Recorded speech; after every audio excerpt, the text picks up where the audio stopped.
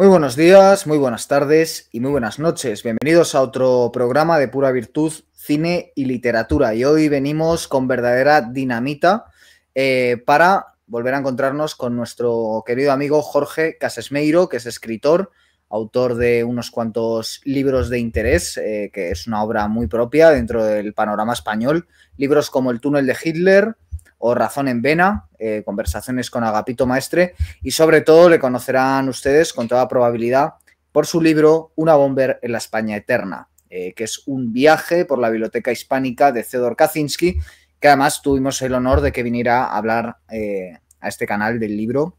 Voy a dejar por aquí el enlace al programa por si ustedes no lo hubieran visto. Ya les digo yo que no les va a defraudar. También tiene otras entrevistas de alto interés en Terra Ignota, en otra serie de canales. En fin, que Jorge está haciendo una labor maravillosa con su obra y hoy viene a compartirnos un pedacito inédito de su obra. La verdad que es un honor, Jorge, que hayas querido traer el trabajo al canal, porque podrías haberlo llevado a otro sitio, haberlo hecho de otra manera.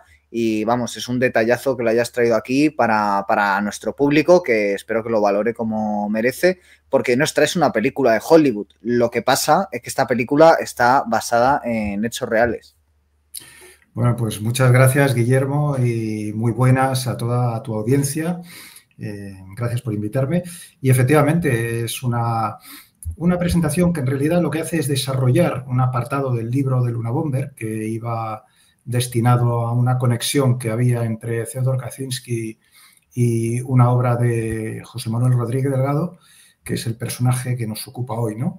Y yo cuando digamos, hice el libro de Luna Bomber y dediqué una investigación a Delgado, una figura que yo ya había conocido, pues, bueno, es una figura tan inmensa que tuve ganas de desarrollarla más y ha sido, pues, después de horas de investigar cuando he decidido, digamos, pues compartir contigo un trabajo que he hecho que no soy, digamos, yo creo, la figura adecuada para escribirla, porque Delgado realmente lo que tiene, como vamos a ver, es una biografía pendiente. Que yo sepa, no existe una gran biografía de Delgado, pero sería importante que alguien la hiciera, ¿no?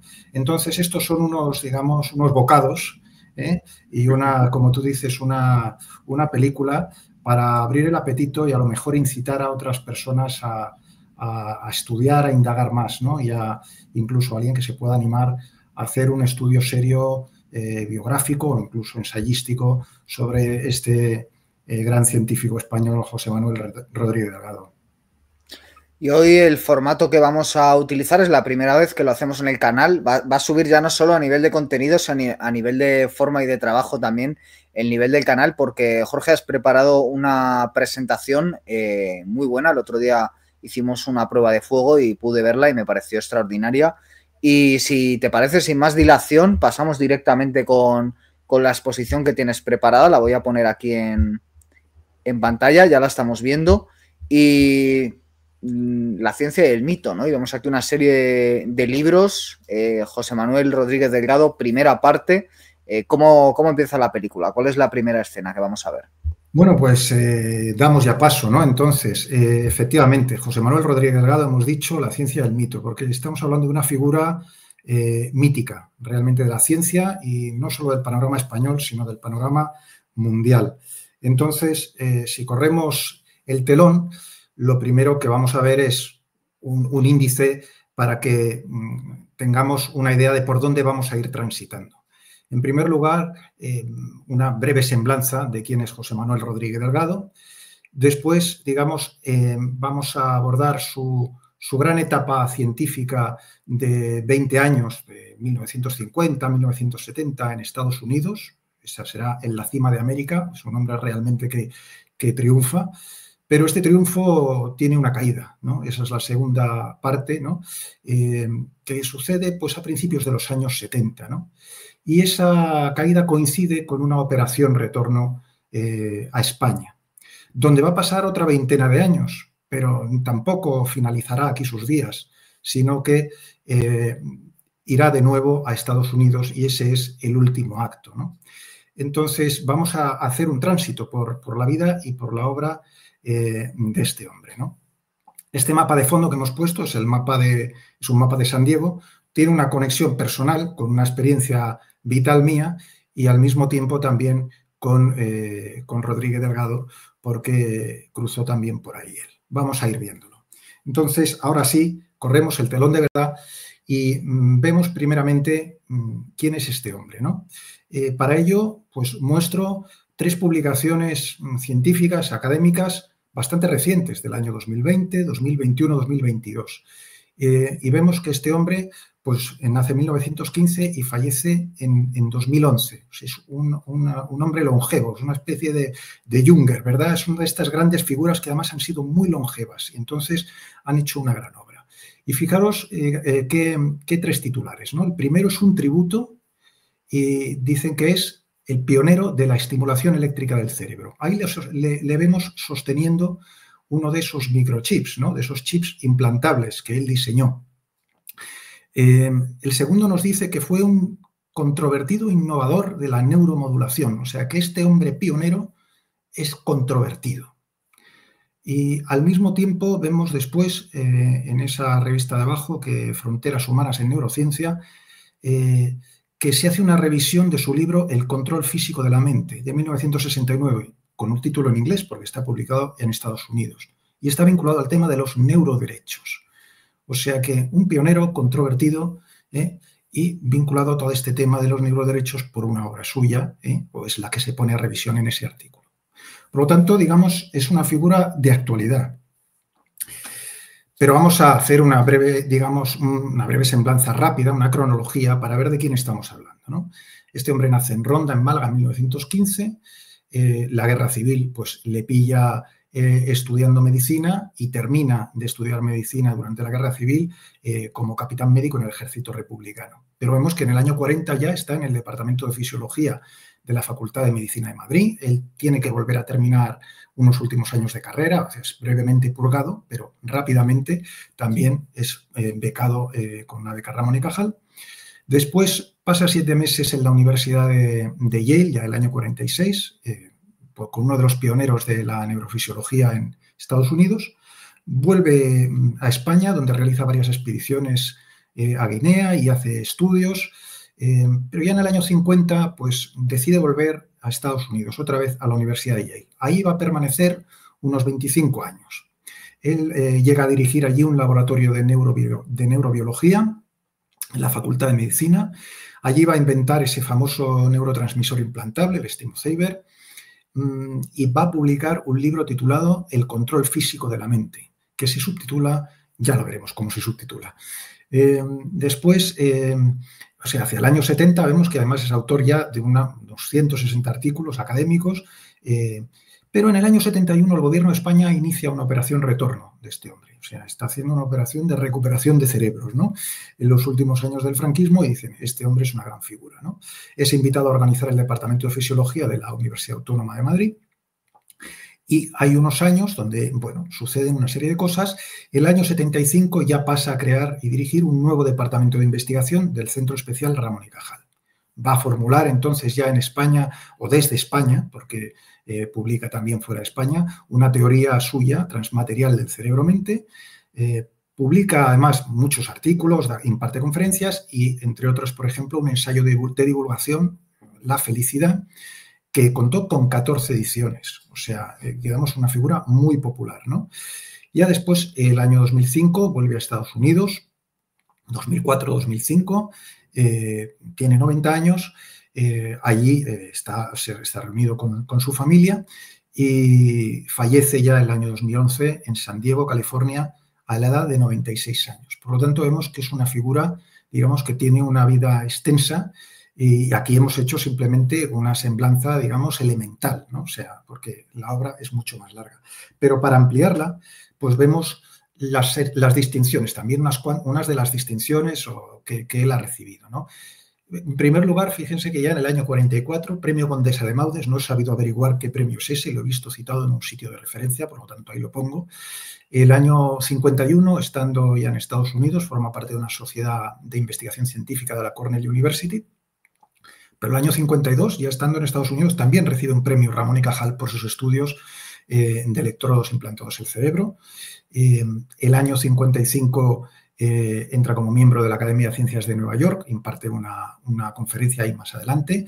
El año 63 es Guggenheim Fellow, porque él recibe una beca Guggenheim para luego un año sabático, disfrutar de un año sabático en el que se va a dedicar a escribir ese libro del que hemos hablado. Imparte también conferencias como la James Arthur Lecture en el Museo de Historia Natural de Nueva York, Máster de Artes de la Universidad de Yale, Salmon Lecturer a través de la Academia de Ciencias de Nueva York, Medalla de Oro de la Sociedad Americana de Psiquiatría, la APA, Medalla Alfonso X el Sabio, Medalla de la Sociedad Internacional de Biología Psiquiátrica, en fin. Como vemos, ingresa a la Real Academia de Doctores el año 86 con discurso Neurobiología del futuro del hombre. En fin, vemos que es una figura realmente pues, enorme, ¿no? del ámbito científico. Y entonces vamos a empezar ya a ver, digamos, cuál fue esa etapa americana, ¿no? Sobre todo a partir del momento en el que él ya, digamos, es una figura muy reconocible, ¿no? Porque vemos que llega allí el año 50.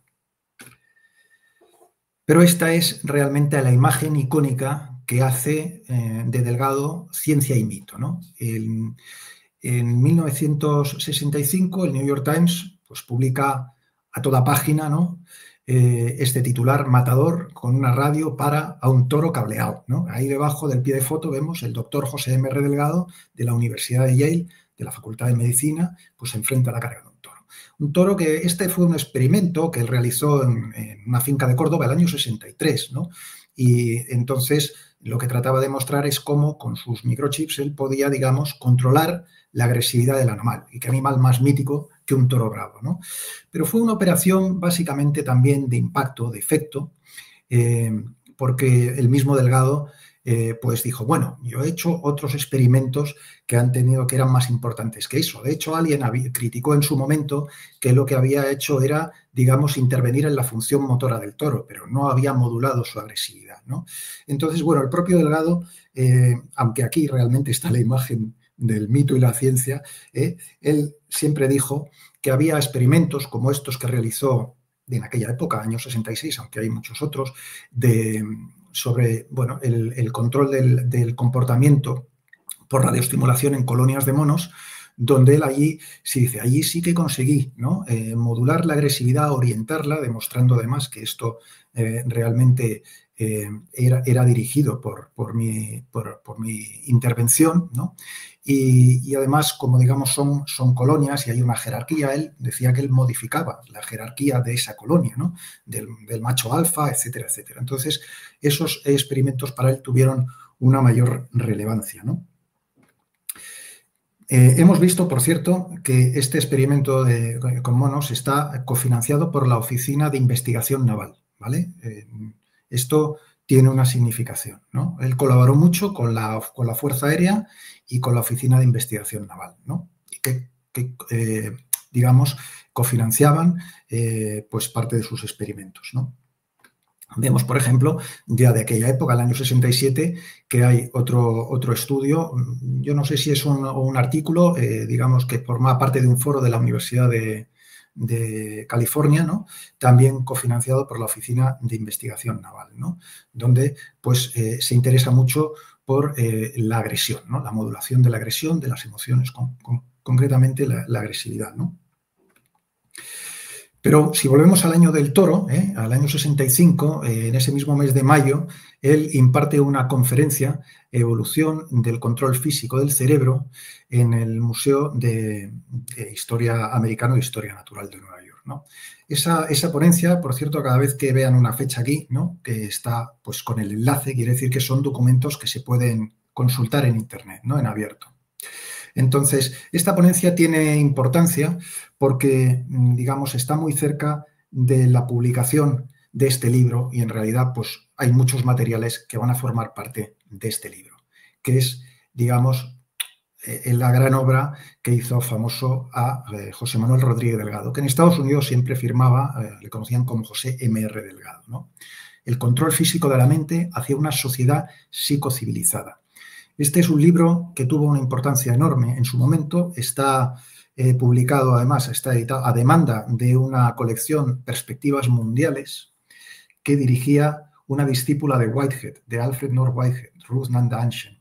Y para que veamos la importancia de esta colección, vemos que en el consejo editorial tenemos pues gente como Werner Heisenberg, Ivan Illich, Konrad Lorenz o Karl Rahner.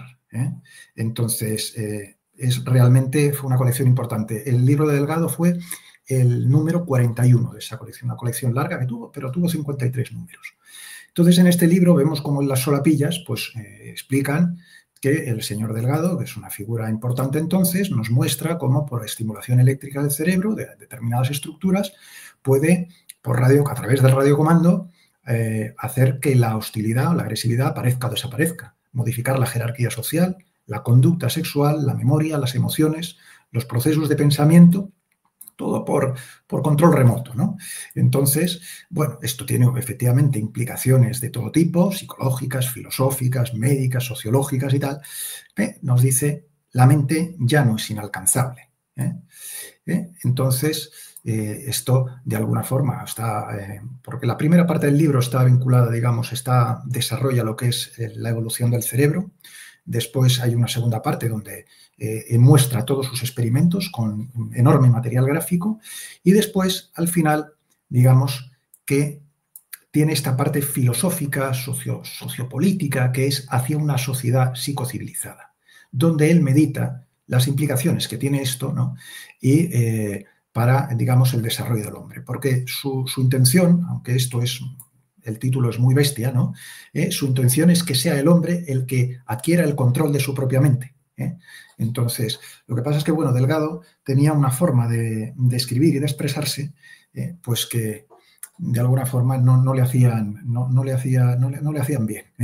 Pero bueno, en cualquier caso, un libro enormemente provocativo. Libro que, como vemos aquí, también se puede ver se puede consultar en internet en la versión inglesa, ¿no?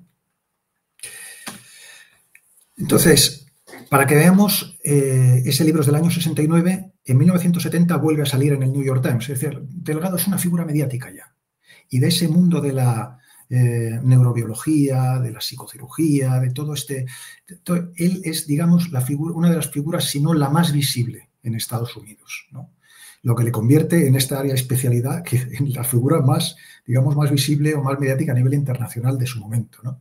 Fijaos qué titular, entonces, en el New York Times nos dice aquí: el investigador del cerebro José Delgado pregunta, ¿qué clase de hombres nos gustaría construir? Claro, es que esto es impactante, ¿no? Y la palabra construir veremos ahora mismo que tiene también su interés. De nuevo, esto es una entrevista que se puede consultar. Y he destacado aquí unas palabras de un colega suyo de la Universidad de Yale en esa entrevista, ¿no? Que dice básicamente, este hombre, pues este Delgado, pues no es un hombre que siga así, tiene una forma peculiar de trabajar, no es que siga las normas, el rigor metodológico, parece que no tiene paciencia para andar con tonterías, ¿no? Él empieza muchas cosas y luego deja que otros detrás vayan limpiando, ¿no? Dice, pero reconozcámoslo. Tecnológicamente el hombre es increíble, es un auténtico genio en el sentido práctico, una especie de Thomas Edison del cerebro. Esto dicho por un colega suyo de Yale en el New York Times, pues evidentemente de nuevo estamos ante el mito, ¿no? Estamos ante la ciencia y el mito, el Edison del cerebro. O sea, Rodríguez Delgado se ha puesto en el mapa muy bien puesto en el año 70, ¿no? En esa segunda mitad de la década de los 60, ¿no? Fijamos que decía antes que la palabra construir tiene su interés, y es que en el acápite con el que él abre su capítulo hacia una sociedad psicocivilizada, utiliza esa palabra, estampando ahí el lema de la Constitución de la UNESCO. Desde que la guerra, o ya que la guerra comienza en las mentes del hombre, es en la mente del hombre donde debemos construir las defensas de la paz, ¿vale? Entonces él, cuando se pregunta esto, ¿qué clase de hombres queremos construir?, está refiriéndose a esto. Por lo tanto, claramente hay una ideología, hay una antropología, hay una forma de ver el mundo, ¿no? Esto, pues bueno, esto se puede ver como algo muy bonito o se puede ver como una declaración de guerra contra la mente del hombre, ¿no? Es decir, aquí hay alguien que quiere construir la mente del hombre y de alguna forma tiene ya una idea de cómo debe ser, ¿no? Y es que Delgado además publicaba en aquella época, por ejemplo, en una revista de la UNESCO, Revista Internacional de Ciencias Sociales, y publicaba sobre este tema, ¿no? Las bases neurológicas de la violencia. Y decía ahí que esto no solo sirve para aumentar nuestra comprensión de estas bases neurofisiológicas de la mente, sino también para influir en ellas, para manipularlas. Entonces, como vemos, siempre es un lenguaje muy directo el de Delgado, ¿no?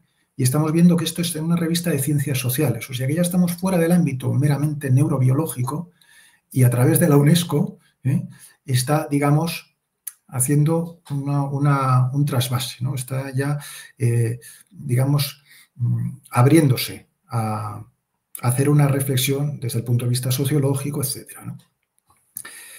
Esto es, por lo tanto, en 1971. Y nos hemos quedado, por lo tanto, en la cima, ¿vale? Pero de esa cima se va a caer. Se va a caer la figura de José Manuel Rodríguez Delgado. Y es que en 1972 él recibe, digamos, que su figura, sus ideas, no solo él, sino esas ideas que él defiende y ese ámbito de investigación suyo, recibe dos palos gordos, ¿no? El primero es en 1972, en febrero. Vemos que ese año un joven psiquiatra, bueno, tiene que ser más o menos de su edad, Peter Breggin, es un psiquiatra formado con honores en la Universidad de Harvard, pero es un gran polemista también, ¿no? Es invitado al Congreso para hacer, digamos, una exposición contra la psicocirugía, contra todo ese mundo, ¿no? Digamos, que representa Delgado, ¿no? Del conocimiento físico del cerebro o de las intervenciones clínicas a través de psicocirugía, ¿no? Que es toda una escuela que hay.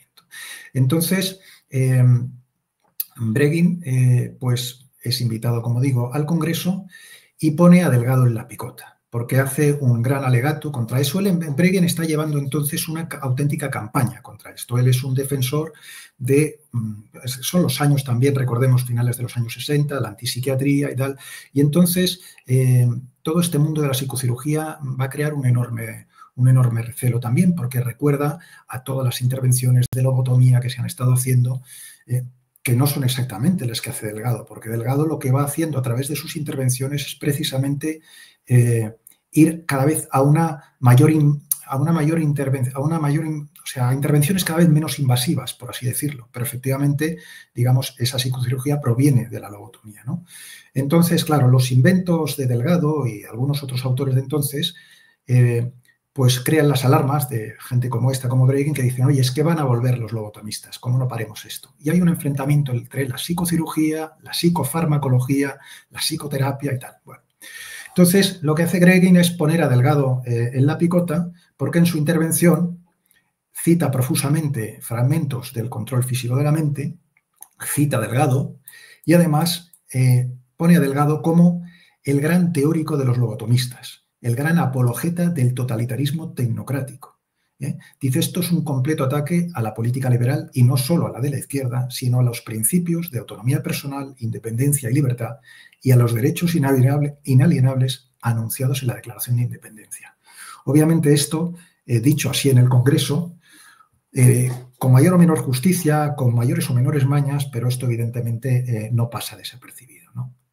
Entonces, Delgado, además, van a concurrir otras circunstancias, ¿no? O sea, si eso sucedía en febrero, en abril, pues se publica una novela de Michael Crichton, un novelista de ciencia ficción que luego va a hacer obras como El Parque Jurásico, ¿verdad?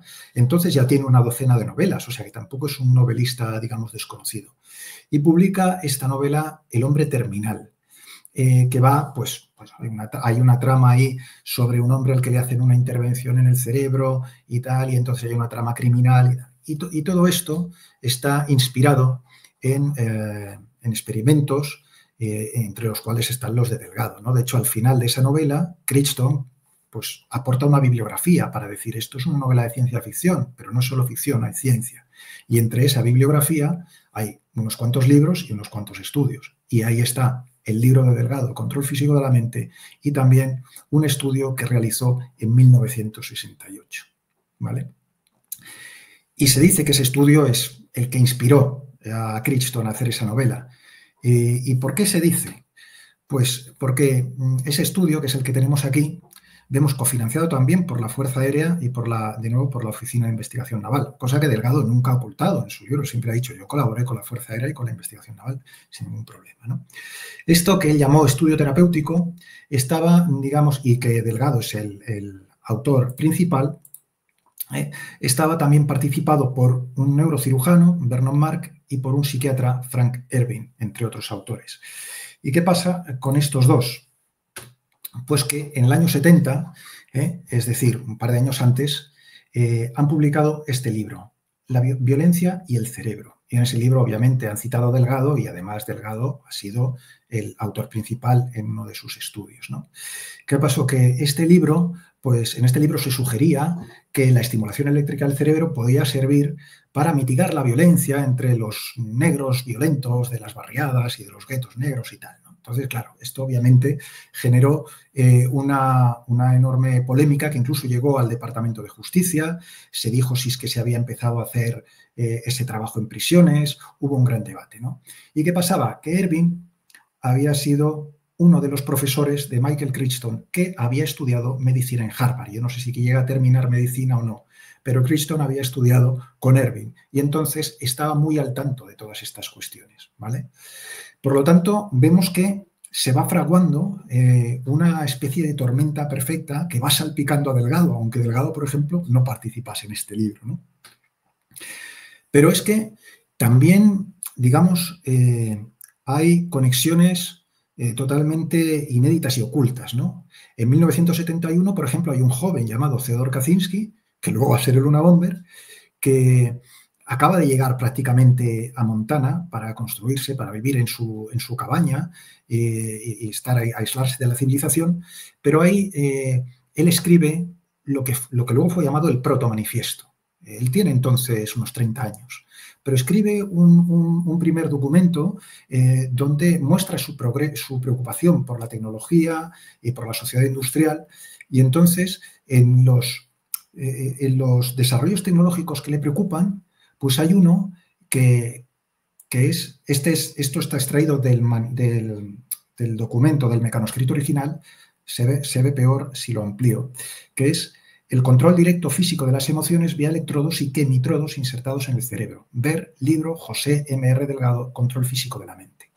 Es decir, que el libro de Delgado, la noticia y su nombre y su libro, había llegado hasta una cabaña de Montana. O sea, así de famoso era Delgado entonces. Y yo no sé si Kaczynski pues, lo debió leer en alguna biblioteca a la que iba o tuvo noticia a través de alguna de las revistas que consultaba.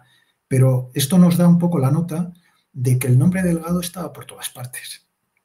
Y estaba también en sitios ocultos como, si queremos creer a este autor, Gordon Thomas, británico, experto en temas de espionaje, que publicó este libro, Las torturas mentales de la CIA. Esta es la edición española de 2001, pero yo creo que este libro realmente se refiere a este libro, este es el título original del año 89, Un viaje a la locura, la verdadera historia de los experimentos y el abuso médico de la CIA, control mental.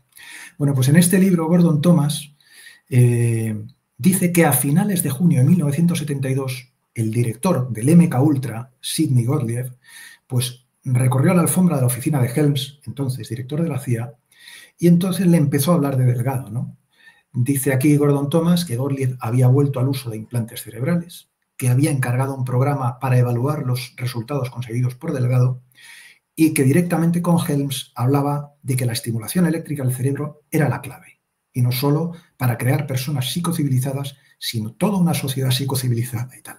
En fin, esta conversación la relata Thomas, digamos, la mezcla en el relato de su libro. Él no aporta documentación. Dice al final del libro que tuvo una serie de conversaciones, entre otras con Sidney Gottlieb, director del MK Ultra, cuando ya estaba jubilado, que luego realmente no recuerdo en qué año falleció. Pero vemos que esto es en junio de 1972, según él dice. Por lo tanto, el nombre Delgado está por todas partes. Por Montana, por los pasillos de la CIA, en una novela de Michael Crichton, en fin. Y solo doy algunas de las muestras, ¿no? Pero es que además, el año 1974, es decir, estamos siempre a principios de los 70, pues además se estrena la versión cinematográfica del Hombre Terminal. Es decir, que si ese libro no había tenido fama, pues bueno, pues una película seguramente dio de nuevo que hablar y por ahí debieron salir pues también, no solo Delgado, sino, insisto, todo este mundo de la psicocirugía, de los implantes cerebrales y tal, que por otro lado tenía en aquella época también, aparte de este debate, digamos, en el Congreso, en las obras, había un debate científico, ¿no? Que todo este mundo de la psicocirugía acabó perdiendo. Acabaron perdiendo ese debate y ganaron los psicofarmacólogos, etcétera, etcétera. Por lo tanto, no es solo una cuestión, digamos, cultural, popular, sino que había también un debate científico en aquel momento, ¿no? Pero bueno, pues si éramos pocos, pues parió la abuela, ¿no? Y ya en diciembre de 1974, el New York Times, que vemos que tantas caricias le ha estado dando a Delgado, ¿no? Ya publica un artículo donde se hace eco de que efectivamente ya hay información suficiente para, digamos, titular en portada que en Estados Unidos desde hace tiempo hay una operación de la CIA, una gran operación de la CIA, contra pues, fuerzas pacifistas o disidentes en el propio Estados Unidos. Es decir, que hay ciudadanos de Estados Unidos que están siendo objeto de estas operaciones de la CIA, de estas misteriosas operaciones, ¿no? Entonces, ahí no se cita Delgado, pero obviamente esto ya sabemos a qué nos suena en aquella época, ¿no? Y es entonces en 1974, antes de que salga ese titular, donde se dice que Delgado ya vuelve a España. Pero vemos aquí dos ejemplos, ¿no? En primer lugar, pues, un obituario de la Escuela de Medicina de Yale del año 2011, cuando él fallece, que lo que nos dice es que Delgado vuelve en 1974, vuelve a España a demanda del ministro de Sanidad. Eso dicen el año 2011 en el obituario de Yale.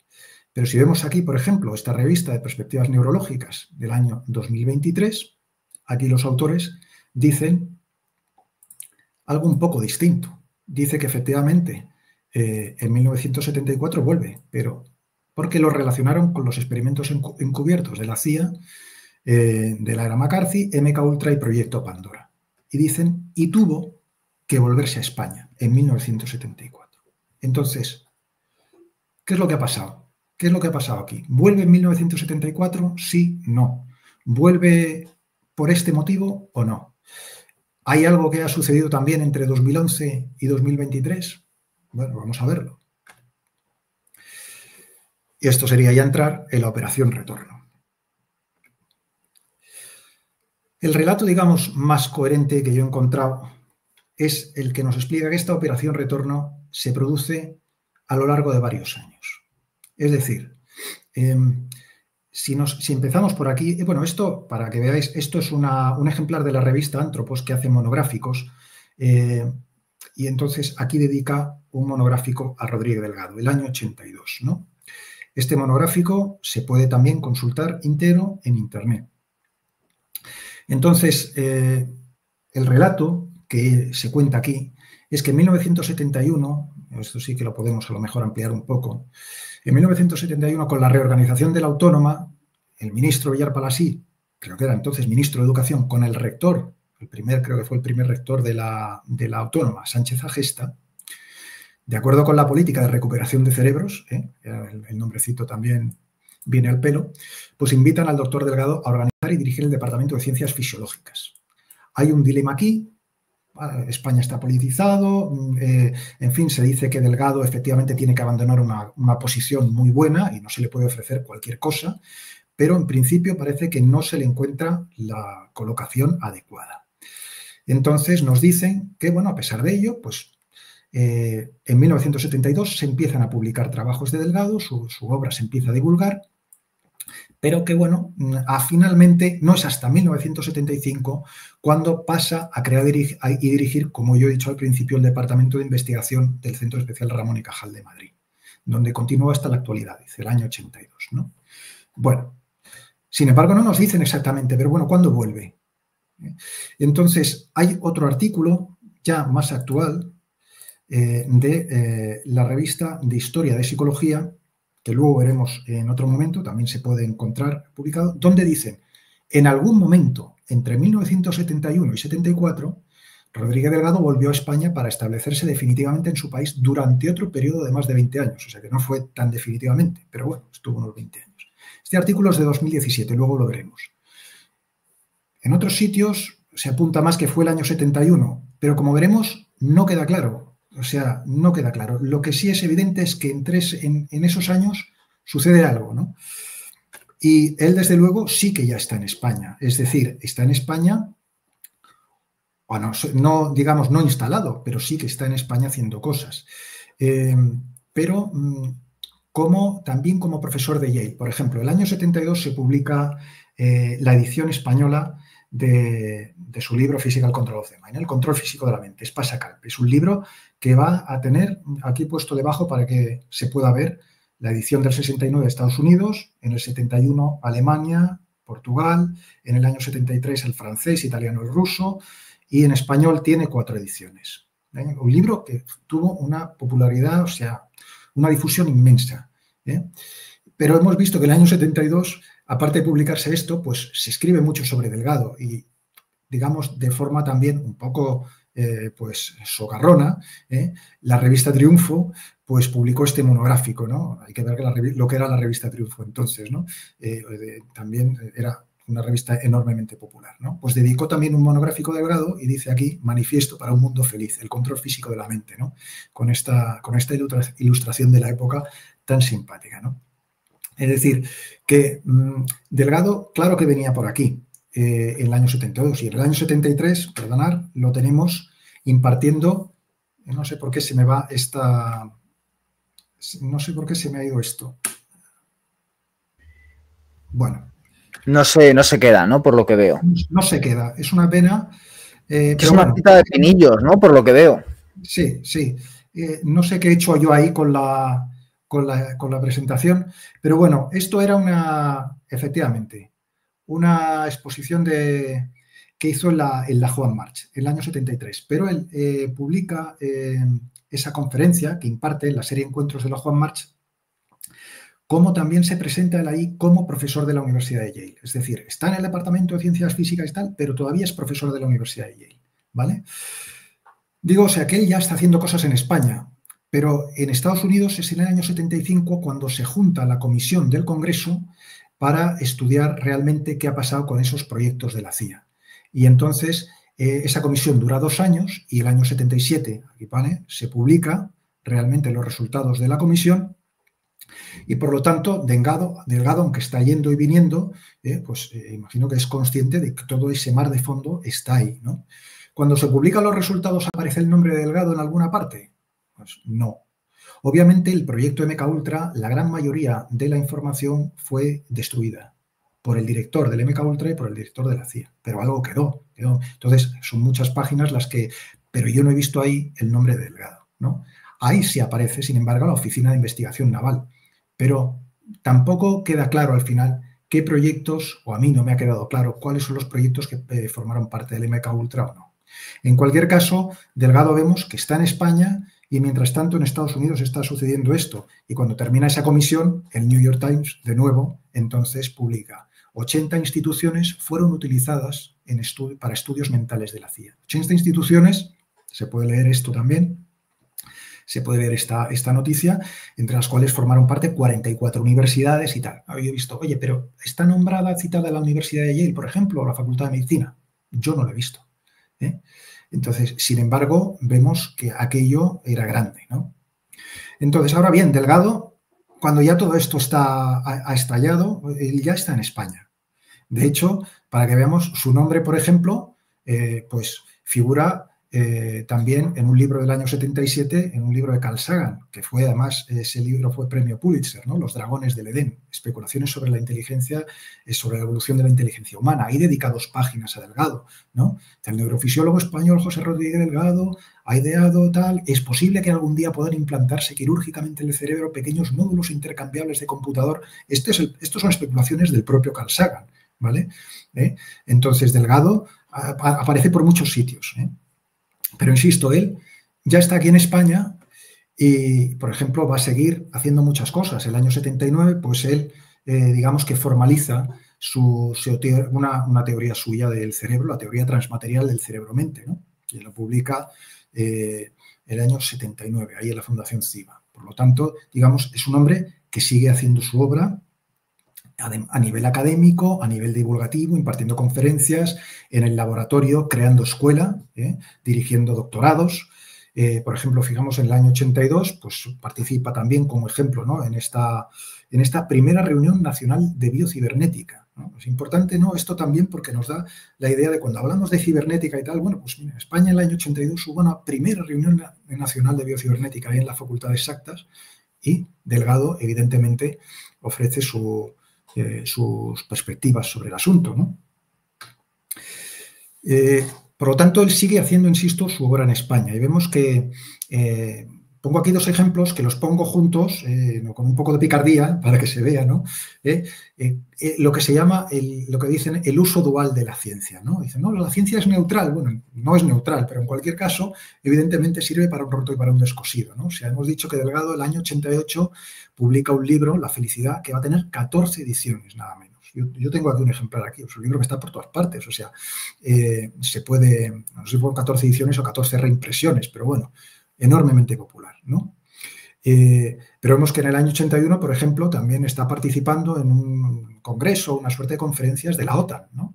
Donde sigue, ¿no? Con el tema de la agresión, ¿no? Estimulación del cerebro y estudios neuroquímicos en el control de la agresión. O sea, que es realmente un ámbito suyo de especialidad importante. Obviamente, la agresión, la agresividad, pues, tanto importa a un psicólogo clínico, ¿no? Que quiere, pues, tratar en una consulta a cualquier persona, como importa a la OTAN o a la Fuerza Aérea o a la Fuerza Naval, pero por motivos distintos, ¿no? Evidentemente, ¿no?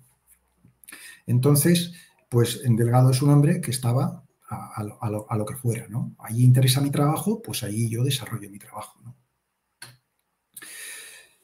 Pero vemos que, entonces, hemos dicho antes que Delgado pasa como otra veintena de años en España, ¿no? Y aquí volvemos a ese, digamos, ese artículo que antes he citado de Revista de Historia de la Psicología del año 2017, donde decía, ¿no? Es que Delgado en algún momento entre el año 71 y 74. Bueno, ese artículo, que se puede leer en abierto en Internet también, es un artículo muy bueno que estudia, digamos, estudia la presencia de Delgado en la prensa española pues a lo largo de toda su etapa, ¿no? Bueno, yo creo que es a lo largo de toda la carrera, ¿no? Pero nos muestra efectivamente cómo hubo un pico de popularidad de Delgado en España también a su retorno, porque hay una operación retorno y por lo tanto su obra sale por todas partes y todos los grandes científicos de entonces hablan sobre la obra de Delgado y le critican, y le critican también, pero con un gran respeto, ¿no? Y están todos muy contentos de tenerlo en España, ¿no? Pero como nos dice aquí, pues al final, Delgado, de forma paulatina, a partir de los años 90, va desapareciendo del escenario público español. Bueno, estamos hablando de un hombre que ya está entre los 75, los 80 años y tal, y por lo tanto también, evidentemente, se va retirando poco a poco. Pero es cierto que su obra, su vida, esa gran, digamos, popularidad que ha tenido, va desapareciendo, ¿no? Pasa como una especie de silencio, ¿no? Poco a poco. Una de las últimas intervenciones que yo creo que tiene en España es esta entrevista en el colegio que he visto, en el Colegio Oficial de Psicólogos. Uno de los entrevistadores es el autor de este mismo artículo, ¿no? Que debe ser uno de los mayores conocedores de Delgado en España, ¿no? Curiosamente, esta entrevista, que además fue primero grabada en vídeo para unos documentos de la UNED, se le llamaba José María. Esto es un error que he visto en 2 o 3 sitios, ¿no? Que se le llama José María Rodríguez Delgado, José Manuel Rodríguez Delgado, como efectivamente luego estos mismos autores han corregido en otros documentos, ¿no? Pero fijámonos en esta, quizás la última entrevista que concede en España, ¿no? Antes de volver a Estados Unidos. Yo, de nuevo, con un poco de picardía, esta entrevista se puede ver entera, también en internet, se ve aquí, pero he cogido este fragmento porque, hombre, pues tiene su gracia, ¿no? Donde el mismo Delgado dice, meter electrodos en el cerebro es una barbaridad, y entre exclamaciones, y era lo que yo hacía, ¿vale? Pero bueno, yo tenía la fe, la convicción de que el estímulo eléctrico cerebral. Bueno, esta entrevista es muy potente y además se desarrolla todas las intervenciones y todo el desarrollo de estudios que hace Delgado de forma muy profusa. Pero claro, él dice eso en un momento, ¿no? Bueno, es que a veces la ciencia hace así, a veces la ciencia avanza haciendo barbaridades y luego cuando mira atrás, entonces es cuando se dice, ¿no? Por ejemplo, Delgado, insisto, él trabajó esto yendo cada vez hacia estimulaciones o hacia intervenciones menos invasivas. Esa era la expresión que yo buscaba antes. Cada vez menos invasivas, ¿no? Porque, digamos, él era discípulo de la época de los lobotomistas, es decir, los tíos que abrían el cerebro y cortaban un trozo directamente y luego veían qué pasaba.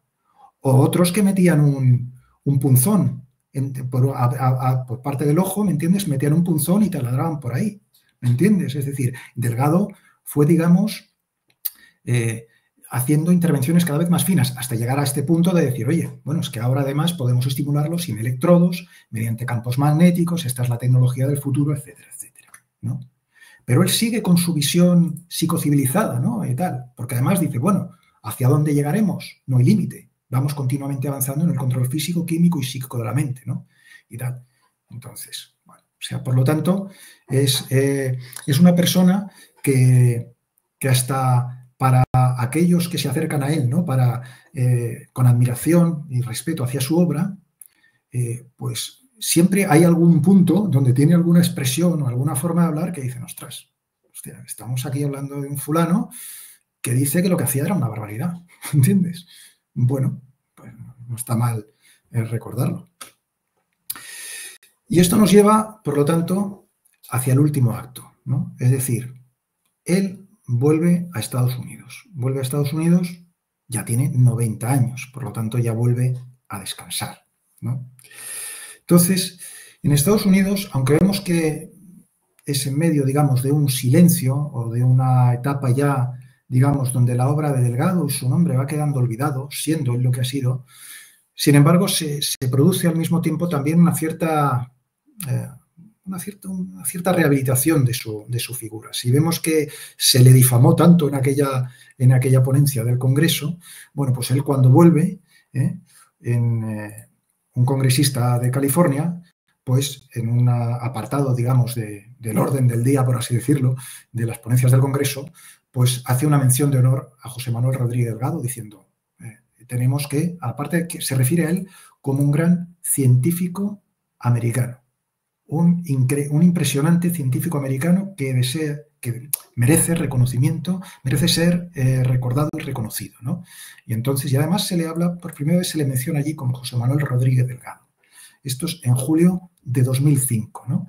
Y además allí se nos dice que Delgado está ya viviendo en San Diego, donde se ha reunido con su familia y tal, y es su 90 cumpleaños y tal.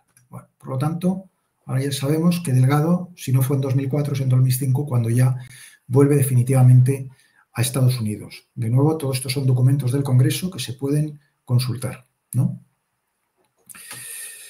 Pero en el año 2005, al mismo tiempo, en octubre, también vuelve, digamos, desde otro ámbito, ya más de la alta divulgación científica, se vuelve a recordar su nombre. La revista Scientific American publica un reportaje que va además citado en portada. La era olvidada de los chips para el control cerebral, ¿no? Y entonces, en este artículo, este reportaje, está centrado en la figura y la obra de Delgado, de Rodríguez Delgado. El trabajo de José Delgado, estrella pionera de la estimulación eléctrica del cerebro, hace 4 décadas, permanece largamente desconocido hoy. O sea, hoy permanece completamente olvidado. ¿Qué ha pasado? ¿vale? Ese artículo que aquí, digamos que solo se puede leer parcialmente, pero si se busca por internet, seguramente hay alguna página donde se puede ver entero, ¿no? Yo lo tengo entero. Entonces, no es que te descubra nada, digamos, que no podamos saber por otras vías, pero evidentemente el titular, esta especie de entradilla, ya está marcando, ¿no?, que aquí ha pasado algo y que por qué esta persona nos hemos olvidado de ella, ¿no?, siendo realmente la estrella de este tema. Estamos hablando de Estados Unidos, es decir, la vanguardia de la ciencia, ¿no? Pero es que si esto era en 2005, en 2006, pues el nombre Delgado vuelve a aparecer también, pero esta vez en un libro, en un libro Los doctores de la CIA, ¿no?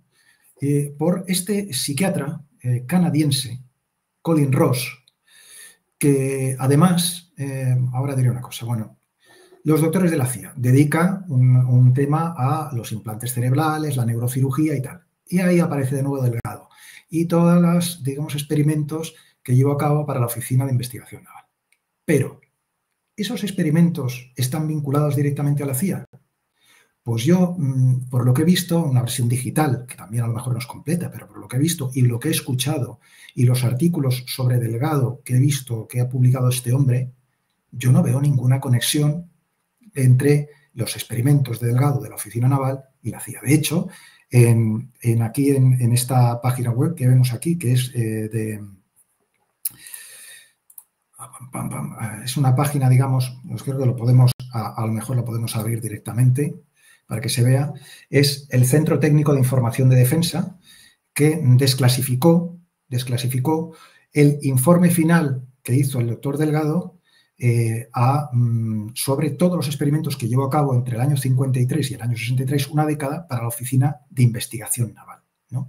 Es decir, este artículo, este informe de Delgado se puede leer, Final Report y tal, y aquí está, lo firma como profesor asociado de Fisiología, director de proyecto de la Universidad de Yale. Es un informe del año 65 y ahí están todos los colaboradores, están todos los experimentos, las publicaciones relacionadas con experimentos donde de alguna forma participó o cofinanció la Oficina de Investigación Naval. Y ahí yo he encontrado algo. A ver, reconozco que no he entrado al dedillo y tal, pero es que realmente es hacer de inspector de alcantarillas. O sea, me puedo tirar a lo mejor 2 meses y no creo que vaya a llegar a ninguna conclusión, ¿vale? Por lo tanto, eso queda ahí. Pero claro, ¿por qué es importante esto para la recepción de los últimos años de Delgado? Insisto, esto pasa cuando se está publicando este artículo en Scientific American, cuando el Congreso dice esto. Es importante porque este señor Colin Ross, además, luego más tarde, va a participar como experto en un documental sobre el Unabomber. Unabomber in His Own Words, que se puede ver todavía en Netflix. Y este señor, si le tenemos aquí, Colin Ross, ¿vale? Como autor de Los doctores de la CIA, participa en este documental. Por lo tanto, ¿qué quiere decir con esto? Que es que en los años 90, el año 95, recordemos que es cuando el año 96, creo que es cuando detienen a Kaczynski, luego le juzgan, el juicio el año 98, vuelve a la cárcel. ¿Qué pasa? Que es en el año 95 cuando se produce, el año 97, 98, cuando se produce el juicio a Kaczynski, cuando sus abogados destapan que él había participado en experimentos de control mental de la CIA. Que efectivamente así fue, o sea, se considera que hasta la propia CIA da por válido que hay una enorme evidencia circunstancial que apunta a que efectivamente los experimentos de Kaczynski fueron de la CIA. Esto está hasta en documentos de la propia CIA, ¿vale? ¿Qué pasa? Que a nivel mediático esto vuelve a poner el MKUltra en boca de todo el mundo y tal, y entonces, pues de nuevo, el nombre de Delgado va a ir viéndose asociado a esto. Es decir, por eso muestro este tema, ¿no? Porque efectivamente hace que Delgado, digamos, vuelva a estar otra vez en la picota si sale su nombre, ¿no? Y si nos vamos ya fijaos, al año pasado, vemos que es que Delgado o sea, donde aparece hay polémica. El año pasado la familia de Delgado donó un montón de archivos personales que todavía se están catalogando o que están por catalogar a la Universidad de Yale, ¿no? Entonces hay un archivo de la Universidad de Yale que son los papeles de José Manuel Rodríguez Delgado, que son los que ha donado la familia, ¿vale? En estos papeles, además, si abrimos, podemos ver... bueno, oye, Guillermo, si me alargo, tú dime, ya no queda demasiado, pero... No, vamos con ello. Sí, yo estoy pegado, como imagino que quien nos esté escuchando a la historia, vamos. Vale, José Manuel Rodríguez Delgado, Papers, ¿vale? Universidad de Yale, un repositorio para él, donde fijaos en la descripción adicional, nos da una semblanza de Delgado y nos confirma que efectivamente Delgado continuó su investigación en Madrid cuando se fue, pero fijaos, a mediados de los 60 y principios de los 70 cambiaron las actitudes hacia la psicocirugía y hubo congresos, ¿no? Audiencias del Congreso que digamos que pusieron ya en tela de juicio el seguir financiando estimulación eléctrica del cerebro como método psiquiátrico, ¿no? Para tratamiento de cualquier desorden psiquiátrico. Y dice, esto fue lo que terminó la carrera de Delgado en Estados Unidos. Aquí no hablan de la CIA, no hablan nada, pero sí hablan de las audiencias del Congreso, ¿no? Y nos dicen efectivamente, en 1974 volvió a España, ¿vale? O sea que, bueno, prácticamente la mayoría de las fuentes dan por sentado que volvió en 1974 y que, por lo tanto, lo que hay aquí entre el año 70 y 74 es realmente una especie de movida en la que este hombre, digamos, prefirió volver o vio que ya, o alguien le sugirió que ahí ya no tenía mucho que hacer. Pero bueno, esto va a quedar sigue siendo una especulación. Pero fijaos, además, que en el sumario que nos presenta la Universidad de Yale nos dicen que fue un gran físico, investigador y profesor especializado en neurofisiología del cerebro, que fue reconocido por sus experimentos de estimulación eléctrica del cerebro para el control del comportamiento en mamíferos, primates y sujetos humanos. Claro, la palabra experimento y sujeto humano, si Delgado, que estaría muy contento de que su familia hubiera donado estos archivos que estén en la Universidad de Yale, donde él asentó plaza, pero claro, si él ve este sumario, él habría cogido y habría dicho, no señor, no señor, usted perdone, experimentos no, yo no hago experimentos en seres humanos, estos estudios sí. Y es que esto es lo que le dijo a este es un profesor de psicología, que hemos visto que ha hecho varios artículos sobre Delgado, ¿no? Donde, o sea, esta entrevista que hemos visto antes del Colegio Oficial de Psicólogos estaba basada, hemos dicho, en una entrevista de la UNED que está publicada en YouTube, se puede ver, ¿no? Y hay un momento muy interesante de esa entrevista. La entrevista es interesante entera, pero he querido rescatar esto vinculándolo a esto de aquí. ¿Por qué? Porque es importante, ¿no? Porque muestra que siempre que se habla con Delgado, siempre hay un punto de fricción, ¿no? Entonces, podemos ver, de hecho, la intervención en vídeo directamente, un segundito, que es ese punto, ¿no? Sí, claro. Con Hannibal Hamlin, estamos en Providence, en Rhode Island, y allí tenemos, ¿cuántos? 30 o 40 enfermos en los que implantamos electrodos e intentamos, pues, una serie de medidas terapéuticas en conducta agresiva, en epilepsia, y yo creo que eso, en efecto, sí fue, pues, uno de los primeros intentos de aplicación terapéutica de los electrodos implantados, sí. Ahora veamos la pregunta que le hace este profesor de psicología, que, insisto, creo que es uno de los mayores conocedores de Delgado, si no en España, en el mundo debe ser. Su trabajo se colige un interés constante por la conducta humana. Revisando su obra, en el año 1964 publicó un trabajo en Psychosomatic Medicine junto a Maggi, Rothenberg y Hamlin, en que lo que venía a estudiar eran básicamente la respuesta psicológica a la estimulación eléctrica cerebral en humanos. Profesor, cuéntenos, por favor, en qué consistían estos experimentos y sus conclusiones. No, usted perdone, señor, experimentos no. Yo no hago experimentos de seres humanos. Los trabajos. Estos estudios, sí. Pues mira, estaba con Hannibal y con George Mann. Bueno, el que quiera verlo lo puede ver perfectamente, pero ven cómo está, qué es lo que está pasando, ¿no? Que hasta uno de sus mayores conocedores y tal, pues dice la palabra experimentos y Delgado, que es muy consciente de lo que están diciendo, y ha dicho, un momento, por ahí no. Pero claro, ¿a qué se debe la confusión? Pues se debe a que efectivamente en su propio libro, y me voy a mostrar aquí las láminas, pero en su propio libro hay apartados y páginas enteras donde se habla del uso de la estimulación eléctrica del cerebro en distintos contextos con humanos bajo el membrete de hechos experimentales, control experimental, etcétera, etcétera. Y luego hay otro punto, sí, efectivamente, donde habla de estudios experimentales, ¿no? Pero quiero decir que aquí hay un problema de lenguaje, pero bajo el que puede subyacer un problema más gordo, ¿no? En cualquier caso, Delgado era muy consciente y hasta en esa entrevista a este hombre, ellos se conocen y se admiran mutuamente, pero tiene que decirle, oye, no digas esto. De hecho, esta entrevista hemos visto que es la que está publicada en el Colegio Oficial de Psicólogos. Este fragmento está corregido. Esto es enero de 2003, en la revista del Colegio Oficial de Psicólogos de 2004, este fragmento está corregido. Y ya no se dice estos estudios, habla de estas investigaciones cuando le hacen la pregunta. Y entonces él contesta.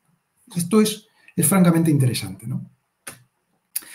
El mismo autor, Martínez Sánchez, como coautor, el año 2016 ha publicado también este artículo, que yo no he podido ver entero, solo veo el abstract. A lo mejor sería importante realmente consultar ese artículo entero. Habla de ética, ciencia y control mental, José Manuel Rodríguez, el legado de José Manuel Rodríguez Delgado. Pero ahí en el abstract, en resumen, sí que se explica que la baja visibilidad de Delgado, estoy cogiendo algunos extractos de ese abstract, ¿no? Dice, se debe, entre otras cosas, a la creciente preocupación sobre, dice compliance, sobre, digamos, su adhesión a determinadas guías bioéticas o de investigación y a su controvertida proyección mediática. Es decir, que realmente Delgado tiene siempre un elemento, digamos, de controversia que no ha quedado resuelto, bajo mi entender, ¿no? De hecho, en el obituario, este es el primer obituario que yo leí sobre Delgado, el año 2012, en la revista Neuropsicofarmacología. Es un obituario que se puede leer, aquí está referido a la revista Nature. Está escrito por Barry Blackwell, que es un psiquiatra norteamericano. Este hombre hizo este primer obituario y a través de este obituario descubre la figura de Delgado. Y entonces, fijaos lo que nos dice. Dice, el año 72, o sea, yo creo que relata muy bien ese obituario un poco ese ínterin que pasó en los años 70. Dice, el año 72, una serie de audiencias en el Congreso, pues digamos que acabaron con ese mundo de la psicocirugía, lo acabaron o le dieron un carpetazo provisional, o por lo menos, digamos, en esa guerra que hubo entre el mundo de la psicofarmacología y tal, y digamos que ese mundo fue dañado, ¿no? Dice, al mismo tiempo salió todo eso del MKUltra, como hemos visto antes. O sea, que esas audiencias del Congreso coinciden con que empieza a desvelarse todo este tema del MKUltra. Y estas fuerzas gemelas son para Blackwell lo que, digamos, crean esta especie de tormenta perfecta donde el nombre de Delgado se ve envuelto y aparece por todas partes. En ninguna, como dicen los americanos, en ninguna smoking gun. Es decir, ninguna pistola humeante, ninguna prueba definitiva. Pero su nombre, como hemos visto, está por todos lados, ¿no? Y entonces nos dice el propio Blackwell, envuelto en controversia, Delgado aceptó volverse a Madrid, para lo que hemos dicho y tal, en 1974. Bueno, entonces esta es, de alguna manera, en 2012, pues una visión, yo creo, bastante ajustada, ¿no?, a lo que seguramente pasó.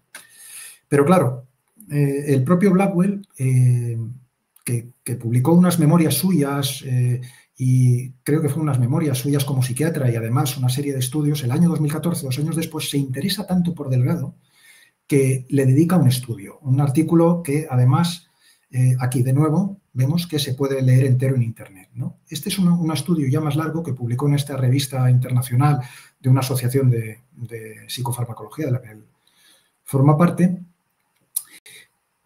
que lo titula además José Delgado, un estudio de caso, ciencia, hibris, némesis y redención. De nuevo, vemos que aparece aquí el mito, la ciencia y el mito. Némesis, hibris, redención. Yo creo que Blackwell capta muy bien, porque Blackwell se da cuenta de lo que hemos visto que dice la revista Scientific American. Oye, ¿qué ha pasado? Este hombre fue una estrella, lo fue todo. ¿Por qué nos hemos olvidado? Y Blackwell realmente se enamora de la figura de Delgado, ¿no? Con cierta distancia, porque es un tipo crítico, pero realmente admira la figura de Delgado y dice, esto hay que recuperarlo, ¿no? Y entonces, digamos, este ya sello en rojo lo he puesto yo, ¿no? Su conclusión, ¿no?, es guilty by association, ¿no?, que dice, es culpable por asociación. Dice, todas las cuestiones que, digamos, que fueron levantándose en páginas web sobre Delgado, si participó en la CIA, en proyectos encubiertos, tal, todas son dudosas y vagas, ¿no? Y tal. Ahora, claro, aquí destaco yo en amarillo, que el propio Blackwell lo dice, a lo mejor en parte porque todos esos documentos fueron destruidos y los que han sido publicados porque se ha desclasificado por la CIA y tal, están censurados. Esto es lo que llaman el redacted material, que es todas esas páginas que muchas veces llevan como, igual lo que pongo yo aquí en amarillo, lo ponen en negro y salen nombres tachados y tal. Por lo tanto, al final él deja la puerta abierta. ¿Participó Delgado? Si participó, lo hizo conscientemente, porque puede que no. Yo creo que obviamente la CIA conocía lo que hacía Delgado y lo utilizaba, pero a lo mejor lo utilizaba simplemente utilizando los trabajos que están publicados y no hacía falta que le encargaran nada. Yo no lo sé. Desde luego, el veredicto de Blackwell es culpable por asociación y es posible que sea lo más acertado. En cualquier caso, y ya termino, en ese mismo obituario 2012, del que recomiendo su lectura, pues Blackwell hace unos comentarios sobre el libro El control físico de la mente hacia una sociedad psicocivilizada. Y de nuevo su diagnóstico es bastante certero. Dice, no, este hombre tenía buenas intenciones, porque Delgado realmente no es que pensara en implantar, abrirle la cabeza a todo el mundo y meterle un microchip, ¿no? Él pensaba que realmente todo este conocimiento tenía que servir para la educación, tenía que servir para, de alguna forma, pues dirigirnos a un mundo mejor. Pero claro, obviamente esto es una utopía, ¿no? Y además es una utopía determinista, ¿no? Porque si científicamente nos están diciendo cómo funciona el cerebro, sobre la suposición de que sepan de lo que están hablando, pues, y que así nos vamos a dirigir todos a una sociedad feliz, pues esto obviamente ya lo conocemos en la literatura hacia dónde nos lleva, ¿no? Pero Blackwell nos dice, en esencia, lo que estaba proponiendo es que la ciencia puede conseguir lo que 2 milenios de religión han fallado en lograr, ¿no? Es decir, de nuevo estamos en el ámbito del mito, ¿eh? Porque al final quizá podemos decir que entre la ciencia y la religión está la pseudociencia, está la magia y todas esas cuestiones que tú, Guillermo, y que tu audiencia pues abordáis y conocéis también, ¿no? Y este quizás sería el punto donde yo dejaría esta presentación encarándolo a una segunda parte, porque en realidad pues aquí estamos, digamos, abriendo un melón. Estamos en realidad abriendo un melón, porque esta es la historia, pero este es un melón que hay que abrir para avanzar un poco. Bueno, y aquí, perdonar que me haya extendido, aquí termino, Guillermo y queridos amigos. Bueno, yo creo que absolutamente nadie, por lo menos yo no, te va a recriminar que te hayas extendido. Si la cosa es que esto da para muchísimo y lo has resumido maravillosamente, ¿no? Yo creo lo esencial ha quedado claro y no vamos a anticipar de qué va esa segunda parte. Yo, que he tenido privilegiado acceso a una ínfima parte de ella, lo único que puedo decir es que la segunda parte, en este caso, es tan buena como la primera, o puede que hasta mejor. Lo voy a dejar ahí. Entonces lo que vamos a hacer es encomendar al que quiera a ver esa segunda parte, pero si te parece, Jorge, yo creo que estaría bien que hiciéramos un pequeño... Sí, perdona, si quieres quitarme la pantalla para que podamos vernos así, porque yo ahora mismo estoy como a ver. Estoy como el muñeco este de la revista Triunfo. ¿Ahora me ves o no? Que ya he quitado el... Espérate, quito yo esto, vale, ahora ya estoy así, ahora ya efectivamente. Vale. Pues, coméntame tú lo que quieras, o si recibes, o sea, tú mismo, ¿sabes? Si, no, bueno, lo primero que de verdad enhorabuena, porque es un tema interesantísimo y vaya exposición has hecho más buena. O sea, es decir, creo que el trabajo es intachable. Yo, después del otro día que hicimos un pequeño directo, o sea, una prueba, ¿no? Tú y yo, privada, he estado buscando cosas y es que ni he llegado ni a un 5% de todo lo que sacas tú. O sea, se nota que llevas muchísimo tiempo con el tema y justo me leí la entrevista que es la última en español, ¿no? La que ha sacado en versión de papel, la encontré en digital. Y claro, es interesante por varias cuestiones que tengo aquí apuntadas que me han llamado la atención, ¿no? Que es obvio que el entrevistador habla más que el entrevistado. Es muy curioso porque le mete unas parrafadas tremendas y Delgado responde de manera muy comedida e incluso por escrito, sin haber visto yo el vídeo que luego has puesto, se nota que el tipo es un poco hosco, ¿eh? Cuando le hacen... Claro, yo no conozco nada de su personalidad, pero me transmite que es un poco hosco porque le están haciendo preguntas muy largas y le ponen por las nubes y el tipo responde como con molestia. Por lo menos recibo esta sensación, ¿no? Aunque el lenguaje escrito es muy incómodo. Y claro, el tipo suelta algunas perlas interesantes, ¿no? A pesar de que quiere poner la ropa a secar ahí y protegerse, no puede evitar al final dar ciertas píldoras, ¿no? Yo creo que la más clara, y si te parece empezamos por ahí, sí, es el de la felicidad, ¿no? Él repite machaconamente que el objetivo de la evolución, así en general, y de la vida humana en particular, es la felicidad, ¿no? Como el libro este que has señalado que él escribió y que fue un éxito de ventas. Y claro, si uno junta esa idea de la felicidad como el destino de la evolución y como el destino de la vida individual con esa noción de una sociedad psicocivilizada, obviamente nos sale un mundo feliz de Aldous Huxley, ¿no? Entonces, claro, este tipo es un puente perfecto entre MK Ultra, Aldous Huxley, los conductistas como Edward Thorndike y Beth Skinner, y encima es español. O sea, es que yo lo que no sé es cómo esto no es más conocido, cómo no hay un montón de libros sobre el tema, igual que no entiendo cómo no hay un montón de libros sobre el tema de una bomber y su relación con lo español. Es decir, o sea, realmente estás abriendo aquí un verdadero camino, ¿no? Para investigar temas que no sé por qué, o bueno, intuyo por qué y la respuesta no es muy halagüeña, aquí pasan totalmente desapercibidos. O sea, yo creo que es evidente, ¿no? O sea, al final Delgado es una figura enorme, un gran científico, un gran innovador, ha creado escuela, sin duda él abrió muchos caminos, por ejemplo, pues para el tratamiento del dolor crónico, es decir, al final, claro, estas cuestiones, ¿no?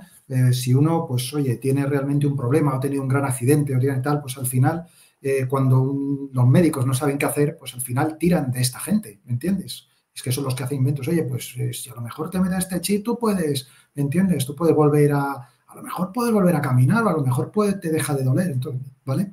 Esto es una cuestión, ¿no? La otra, como tú estás diciendo, es todo lo que envuelve o todas esas derivadas de Delgado que ya las saca del laboratorio y dice, no, vamos a ampliar el laboratorio. ¿Me entiendes? No, todo el mundo es un laboratorio, ¿no? Entonces, claro, esto es lo que dices. Pero ya en su época ya había gente que le decía, tío, Delgado, majo, ¿sabes? De hecho, es una lástima pero ya te lo enseñé en su día cuando hablamos de Luna Bomber, ¿no? Esta ponencia, ¿no? De la Fundación Juan March, ¿no? Donde pues las contestaciones que le daban todos los ponentes, ¿no? Eran de enorme respeto, pero decir, fulanito, ¿sabes? Y José Luis Pinillos le hace esta cita del Fausto de Goethe, citándole a Mefistófeles, diciendo, lo está diciendo, tío, eres un Fausto, ¿sabes? O sea, mira, a ver qué Mefistófeles te está susurrando al oído, porque esto no pinta muy bien, ¿no? Pero efectivamente, al final del libro del control físico de la mente, fíjate que dice él, hay que subrayar que la felicidad humana es un valor relativo que depende de la interpretación mental de la realidad que nos rodea. Si comprendemos los mecanismos mentales, será fácil encontrar la felicidad y disminuir el sufrimiento innecesario. La dirección de las colosales fuerzas descubiertas por el hombre requiere el desarrollo de unas cualidades mentales que permitan orientar la inteligencia no solamente hacia el dominio de la naturaleza, sino también hacia la civilización de la psique humana. Él pensaba que esto nos haría más libres y que este conocimiento permitiría al hombre evitar su manipulación por las fuerzas mediáticas y tal. En fin, pues ya veremos. Pero claro, en cualquier caso, cuando estas cosas se hacen científicamente, entonces al final no, dices, no, si esto es científico y tú descubres la verdad objetiva, el camino es uno, es el que digas tú, que es el que dice la ciencia, ¿no? Y o vamos por ahí o estamos enfermos y entonces a lo mejor nos tienen que taladrar la cabeza. Claro, a unos con educación y a otros, si no vale, no, a este hay que meterle el chip un poco más profundo porque parece que no lo entiende, ¿no? Entonces, claro, evidentemente eso es por eso dices Y yo creo que apuntas muy bien. ¿Por qué no se habla más de estas cosas? Como el tema de Luna Bomber. Luna Bomber estaba era muy oculto. Pero bueno, ¿por qué? Porque hay una controversia, hay un conflicto. Por ejemplo, si yo llevo lo de Luna Bomber, la conexión hispánica, a la comunidad hispánica de Nueva York, no quieren saber nada. Porque dicen, nosotros queremos integrarnos en la sociedad estadounidense y no queremos que nos asocien con un loco de estos, ¿no? Y tal. Entonces, Delgado está envuelto en controversia, pero hay muchos psiquiatras, muchos neurocirujanos, neurobiólogos españoles que han estudiado con él, lo conocen su obra y le respetan enormemente. Ahora bien, como digo yo, y no lo digo yo, lo he dejado bien claro, ha habido un silencio enorme, porque ha habido tanto en Estados Unidos como en España, hay una dificultad de hacerse cargo de esto y de investigar qué cojones pasó exactamente, perdón por la palabra, ¿no? Es más, si Delgado fue cofinanciado por la Oficina Naval, por la Oficina de Investigación Naval, por esa división de la Fuerza Aérea, también por la división del alto mando de la Fuerza Aérea, de sistemas de alto mando. Estos son instituciones del ejército estadounidense que solo tienen una función y una misión: desarrollar nuevos sistemas de armas. Todos ellos. ¿Esto quiere decir que Delgado está diseñando armas? No, pero obviamente si Delgado es cofinanciado por esta gente, sabe que el uso que van a hacer ellos no es el mismo que va a hacer los Institutos Nacionales de Salud, ¿me entiendes? O la Academia de Ciencias de Nueva York. Ya está. Y uno dice, bueno, ¿y es que hay algún problema con eso? ¿Van a colaborar con el ejército? Yo digo que hay un problema, no hay un problema. Digo que eso es así. A usted le puede parecer problemático o encomiable, ¿eh? Desde luego, yo sí me acuerdo cuando decía su colega de Yale, este es un real genius, un auténtico genio. Me acuerdo de la película Escuela de Genios, que en inglés se titulaba Real Genius. Esa de Val Kilmer y tal, ¿no? Es una película genial para recordar, porque es la película donde unos muchachos desarrollan un láser y cuando se dan cuenta de que están trabajando sin saberlo para el ejército y que va a utilizar ese láser para matar gente por todas partes, entonces los sabotean, ¿no? ¿Vale? Pues hay científicos que harían eso o que no querrían participar y otros, en cambio, que dicen, fantástico, pues si haces un láser para matar gente, bueno, pues no es asunto mío. Yo desarrollo el láser, que es lo que me mola, y tú haz lo que quieras con el láser, ¿no? Pero este láser puede también servir para curar enfermitos y tal. Entonces, bueno, perdona, termino con este inciso que has dicho. Lo más importante quizá de cara a esta recepción, efectivamente, cómo una figura tan inmensa no tiene, por ejemplo, una gran biografía. Oye, a lo mejor yo no la he visto, desde luego. Pues que el que quiera hacer esta biografía va a tener que bucear mucho. Y, por ejemplo, si él colaboró con todas estas instituciones y, sin duda, las agencias de inteligencia de Estados Unidos utilizaron sus conocimientos, sabiéndolo Delgado o no, ¿qué pasó en España cuando volvió? Estuvo otros 20 años. ¿Colaboró con Defensa? ¿Colaboró con el CNI? ¿Qué uso se hizo de todas sus aplicaciones, aparte de la investigación básica para curar cualquier tipo de enfermedades o epilepsia o todo esto? Muy bien. Pues ahí hay algo que investigar también, claro, ¿no? Es interesante porque en la entrevista esta, él claro, se excusa diciendo que él es la antilobotomía, ¿no? Tú has señalado muy bien que no, que él es un defensor de la lobotomía, pero claro, él ya unos añitos después... Cuidado, no. Ahí es importante, es que eso es un matiz importante, ¿vale? Cuando el doctor Breggin, cuando Peter Breggin en el Congreso le llama al jefe de los lobotomistas y tal, claro, eso es una imprecisión que lleva a confusión, porque, claro, la lobotomía es el primer tipo de intervenciones que se desarrollaron de psicocirugía. Como no tenían ni puñetera idea de nada, porque esta gente viene, digamos, o sea, Cajal decía, el cerebro es una selva impenetrable, ¿no? Y entonces, evidentemente, cuando empiezan los años 40, tal, la gente que precede a Delgado, estamos hablando de un tal Hess en Suiza, de Moniz en Portugal. Rudolf Hess, pero no es el mismo. Se llama Walter Rudolf Hess, ¿no? Exactamente, es importante eso. Bueno, estos, que luego fueron premios Nobel, creo que Edgar Moniz fueron premios Nobel, estos son los que preceden a Delgado. Entonces esta gente, como no sabe, lo que hace es coger a los psiquiátricos, a los enfermos de estos ya que están muy mal, a los psiquiátricos, entonces les abrían la cabeza y les hacían la lobotomía, que consistía aparte en seccionar partes del cerebro. Pero no sabían lo que estaban haciendo, en realidad. Ellos seccionaban y luego veían, por ejemplo, este tío es muy violento y no nos deja en paz en el psiquiátrico y tal. Bueno, pues le abrimos, creemos que más o menos puede ser por aquí, pum, cortamos aquí. A ver, ¿está tranquilo? Y decían, pues todavía no. Entonces se volvían a abrir y cortaban otro trozo. Muchas veces tenían que cortar 2 veces.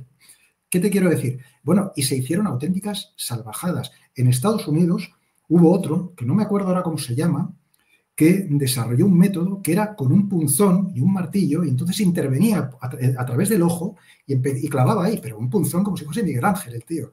Y entonces hizo miles. Corría en Estados Unidos la voz que el tío iba con un lobotomóvil por Estados Unidos y por hospitales y tal. Bueno, este tío operó a una hermana de John Fitzgerald Kennedy por ese método. Es decir, que no era una especie de conspiración, sino que hasta los Kennedy pusieron a una de sus hijas, oye, pues esta tal, que no quedó muy bien, ¿vale? Entonces, ¿qué quiero decir? Que Delgado, cuando él empieza, él dice, el cerebro es la... Y él empieza a estudiar con esta gente, pero él dice, no, esto es una salvajada. Hay que ir refinando. Es como Delgado produce, digamos, por hacer el símil, lo mismo que se produce en la tauromaquia, que van primero descerrajando al toro con una espada, haciendo sangre y al final dicen, no, aquí hay que meter una especie de, ¿cómo se llama? Joder, el estoque. El matador o... Ajá. Sí, el estoque. Primero lo pican y luego lo entra a matar. Claro. Pero ¿cuál es la clave en el mundo taurino? O sea, lo que les gusta es que se vea la menos sangre posible. Entonces, ¿entiendes? Delgado, la intervención de Delgado, eso, de mayor invasividad a menor invasividad.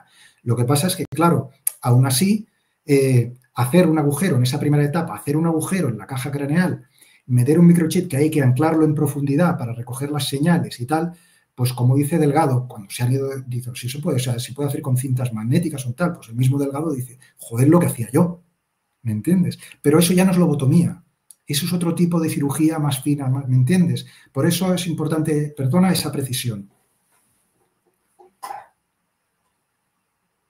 Perdón, que estaba silenciado. Sí, de hecho, él lo que dice en la entrevista es que, claro, la lobotomía resta, ¿no? Porque consiste, como dices tú, en trepanar, en descuartizar. Y él lo que ve es en la técnica una posibilidad de añadir, ¿no? Porque, claro, este tipo, como todos los que están en su ámbito epistemológico, consideran que la evolución es un proyecto incompleto, obviamente, ¿no? O sea, que aquí el problema siempre es la evolución, ¿no? O sea, en cuanto dices que el hombre viene del mono, estos tipos se ponen a ensayar con los chimpancés, como tú también has demostrado, ¿no? Y luego lo que dicen es, bueno, y ahora, ya que hemos estado en la liga infantil, ahora vamos a pasar ya a la de mayores y vamos a ver cómo se puede mejorar al mono grande, ¿no? Al mono sin pelo o con menos pelo, que es el ser humano. Y entonces, claro, por lo que he visto en la entrevista, lo que le interesaba es la evolución futura del hombre, hacia dónde va el hombre y cómo se puede canalizar eso a través de la técnica, ¿no? Entonces, muy interesante porque él considera, por lo que cuenta, que el centro del cerebro es lo neuronal y que no existe ningún tipo de pensamiento ni de emoción desgajada en lo neuronal. Eso es lo que él comenta, ¿no? Y que precisamente los sentimientos y la actividad de pensar es lo que hace al hombre superior al resto de animales y mucho más interesante para experimentar, porque permite un ámbito de experimentación a la hora de conducir la conducta, los efectos y las consecuencias de esas alteraciones que no se encuentran en los animales. O sea, es decir, que el miedo, la envidia, la vergüenza no están en los animales, sí en el hombre, y eso es mucho más interesante porque abre un ámbito de experimentación mayor, sobre todo si se junta con la técnica. Es decir, unas cosas preciosas. Yo, de hecho, termina la entrevista hablando del cambio climático. O sea, termina la entrevista diciendo que, claro, que es que... La entrevista de 2004, esa. Esa. Termina diciendo que claro, o sea, el tipo ya dispara, dice que, claro, que hemos generado la bomba atómica y que, bueno, pues que esto es un peligro y que ahora estamos generando el cambio climático, destruyendo el planeta y tal. Y las posibilidades a la hora de reconducir la conducta que tiene el mezclar el cerebro con el ordenador. De hecho, lo dice literalmente, que él ve bueno, pues que está muy ilusionado con ver la comunicación cerebro-ordenador y ordenador-cerebro, ¿no? Para llegar a esa sociedad psicocivilizada que suena maravilloso. Yo no sé si tú tienes ya reservado tu apartamento en la sociedad psicocivilizada, pero yo me voy a poner a ello porque Madrid se está poniendo muy caro, ¿eh? Yo creo que me voy a Montana ya, tío. En lo que te iba... Bueno, has hecho una síntesis preciosa, te lo debo decir. O sea, porque el tema troncal efectivamente es la evolución. O sea, ese tema es el tronco. De ahí parten todas las mitologías, si no es la evolución o la propia mitología, ¿me entiendes?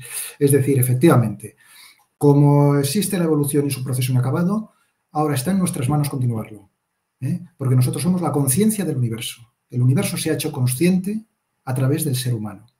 Y por lo tanto, Dios ha puesto en nuestras manos la continuación dirigida de este proceso evolutivo. ¿Vale? Y esta gente, la gente que tiene ese marco mental, así es como opera, ¿no? Entonces, efectivamente, a partir de ahí ya, ¿y quién va a continuar esto? Pues el que más sabe, claro. El resto estamos aquí para poner la cabeza, supongo, ¿sabes? Pero ellos son los que van a ir diciendo. Entonces, claro, ya al margen de nombres propios y delgados y fulanitos y menganito, es que esas son las ideas que mueven a esta gente, ¿no? Y por tanto las que hay que ir desentrañando. Entonces, y esa, como has dicho, esa interfaz cerebro-máquina, claro, Delgado es considerado el pionero, realmente. Hay algún otro estadounidense que lo hizo, pero Delgado realmente con sus microchips, porque claro, al poner un microchip, ese microchip va con un mando, pero está conectado a un ordenador, un registrador de datos y tal. O sea, él era consciente de que estaba creando realmente la primera interfaz cerebro-máquina, ¿entiendes? Claro, dices, pero bueno, a ver, si la interfaz cerebro-máquina la tenemos tú y yo ahora, nosotros estamos conectados a la máquina, ¿entiendes? O sea, entre nosotros hay una máquina recogiendo datos y tal. Podría decir, bueno, hace falta usted abrirle la caja a nadie, ¿sabes? Ya tiene, de hecho, el cerebro ya está conectado con el mundo a través de un montón de orificios. No necesitamos que nos hagan otro para meternos ningún cable, ¿no? Porque, ¿entiendes? Pero sí, yo creo que has dado con un tema, el tema yo creo que es troncal para abordar a esta gente. Entonces, y cuando has mencionado lo del cambio climático y tal, hay que recordar de nuevo, ¿no? Esa vinculación con la UNESCO, que no deja de ser un departamento de las Naciones Unidas, ¿no? Y que Delgado, curiosamente además, tenía un hermano que se llamaba, yo creo, no sé si ha fallecido o no, pero era, yo creo que sí, Rafael Rodríguez Delgado. Y Rafael Rodríguez Delgado, que tiene este libro titulado Del universo al ser humano, hacia una concepción planetaria para el siglo XXI, es que además... Qué cursis son, qué cursis son, joder. Esto está en McGraw-Hill, o sea, en casi nada. Es que este hombre era funcionario de las Naciones Unidas. O sea que también ahí había una conexión. Entonces, hombre, son dos hermanos que además se apreciaban. Su hermano Rafael cita a José Manuel agradece a Rafael en su libro, tal. Pero si es que son como los Huxley, o sea, son como Aldous Huxley y Julian Huxley, que es el fundador de la UNESCO, son como los Huxley españoles. Muy bien, y sin embargo, como tú dices, no conocemos a nuestros Huxley. Esa es la cuestión, que por lo menos allí conocen a los suyos y aquí los nuestros están ignorados, ¿no? Pero efectivamente, la influencia que ha tenido Delgado, como vemos, es enorme. Entonces, y sin embargo, cuando se habla de Delgado, lo más que llegan algunos, sí, el toro, sí, este del toro y tal. Oye, tío, o sea, enfréntate al toro de verdad, ¿me entiendes? O sea, porque el toro, claro, tío, o sea, en fin, es que estamos en las batuecas, ¿me entiendes? Y entonces, y esto es importante, no es una historia de buenos y malos, por eso el tema del MKUltra, donde vemos que no quedan los datos bien atados, por lo menos yo consigo atarlos, ¿me entiendes? Y parece que nadie consigue atarlos. Al final el tema del MKUltra puede ser una gran nube de tinta, ¿me entiendes? Donde todos nos podemos perder, que es fascinante meterse en el MKUltra y tal, y dejamos de hablar pero bueno, ¿esto qué significa aquí y ahora? En nuestra vida aquí y ahora. Y realmente, ¿qué cambios en la educación están metiendo para ajustar esto? ¿Qué ideas sostienen los científicos? ¿Qué ideas de base sostienen sobre qué ideas, sobre qué fundamentos epistemológicos y reales están, digamos, sustentando todas sus investigaciones y todas sus afirmaciones sobre lo que es el cerebro, lo que es el hombre y tal? Claro, ese es el auténtico caballo de batalla. Y lo del MKUltra, pues bueno, pues habrá que resolverlo. Pero es que a lo mejor ya vivimos en un MKUltra enorme, ¿me entiendes? Y no nos damos cuenta. Es que ese es a mí lo que más me interesa. Claro, es que este tipo, bueno, es el doctor Frankenstein español, ¿no? O sea, la literatura habla ampliamente de esto. Frankenstein, el doctor Moreau, Fausto, Prometeo, y estos tipos lo saben, ¿no? O sea, siempre hay un Pinillos por ahí en la zona, que es un tipo del ámbito científico que conoce perfectamente el mundo humanístico y encima pues tiene unos valores tradicionales, ¿no? Y dice, oiga, usted es un poco Mefistófeles, ¿no? Y los otros entonces lo saben, o sea, están informados de lo que son, pero les importa un rábano, ¿no? O sea, quieren seguir jugando a ser diosecillos. Y claro, también es interesante en esta entrevista ver cómo el tipo, cuando habla del tema de los microchips y tal, dice, claro, es que el error era el cable, ¿no? Dice, lo que pasa es que ahora ya hemos llegado a un punto que ya no hace falta abrir el cerebro meter el microchip y que tenga un cable. Dice, ahora ya lo podemos hacer sin meter el microchip y sin el cable. Claro, yo cuando he leído esto, pues efectivamente he dicho, si es que vivimos todos en un MK Ultra. Ya no solo un MK Ultra de la parte más ampliamente estudiada, que es la ingeniería social, que es cómo nos manipulan desde la educación, medios de comunicación, que es conductismo, ¿no? Conductismo de provocar una serie de sensaciones y canalizarlas, ¿no? Y aprovecharlas. El miedo, pues la más típica, el miedo a través de la seguridad para ejercer control, por ejemplo. Pero claro, es que este tipo con esa frase lo que abre es un enorme campo de posibilidades, hasta qué punto sean reales o no, efectivas o no, no lo sabemos, de controlarnos mediante, pues podríamos decir, ondas de radio, por ejemplo, otro tipo de condicionamientos que no sean tan culturales, sino más técnicos, es decir, de afectar directamente a nuestro cuerpo a través de medios técnicos que no tienen el cable, por decirlo metafóricamente, ¿no? Sí, efectivamente. O sea, todo eso lleva mucho tiempo. Fíjate, cuando en ese artículo que se asociaba del año, que hablaba de que volvió en el año 74 y se le asociaba al MK Ultra y al proyecto Pandora. El proyecto Pandora era un proyecto también de la CIA, donde parece ser que fue en los años 52 o algo así, corrió la voz, yo no sé cómo se desató aquello, pero que la embajada de Estados Unidos en Moscú, pues en alguna de las plantas estaban recibiendo ataques de microondas, ¿no? Y entonces la CIA abrió un programa, Proyecto Bizarro, Proyecto Pandora y tal, para estudiar, duró aquellos varios años, invirtieron un montón de pasta para estudiar el tema del ataque de microondas y tal, ¿no? Cómo se estaba atacando el cerebro y tal, bueno, estaban convencidos. Aquello al final se cerró, parece ser que nunca llegaron a la conclusión de nada, pero efectivamente fue una investigación enorme, ¿no? Y entonces ahí también participó la Marina, se hicieron, imagino, muchos estudios con soldados y tal, que es toda la cuestión que se desbarata ahí, oye, el consentimiento informado, qué se estaba haciendo y tal. Pero por lo tanto, ese tema de atacar con microondas o tal, con estímulos radioeléctricos, pues eso también ya entonces se debatía. Entonces, bueno, pues todo eso sin duda está ahí y habrá quien lo use, pero no hay que perder de vista cómo ya somos atacados culturalmente porque nosotros ya estamos saturados de estímulos y muchas veces realmente pues todo el material que nos vamos metiendo en el cerebro, ¿me entiendes? Cuando estamos consultando el móvil, cuando vamos a internet, cuando nos dejamos seducir por alguna pelea y reaccionamos y tal, todo aquello puede ser perfectamente, es un teatro ya de operaciones muchas veces donde se nos está manejando de una manera muy sofisticada, pero vamos, sin necesidad de atacarnos con microondas más que con las que ya recibimos a través del wifi, del Bluetooth, ¿no? Y todo eso. No te quiero quitar mucho más tiempo, no, Jorge. No quiero alargarme más de la cuenta, pero vamos, que estoy en tus manos. Llevamos una hora y media, tú controlas tu programa y sabes cuándo decae la atención. No. Está la cosa más que interesante. Además, sabiendo que va a haber una segunda parte, yo creo que también es interesante que quien nos esté viendo y le interese de verdad el tema, que yo sé, por cierto, que hay gente joven que admira mucho tu trabajo, como mi amigo Kiko, que quedó encantado con el tema Una Bomber.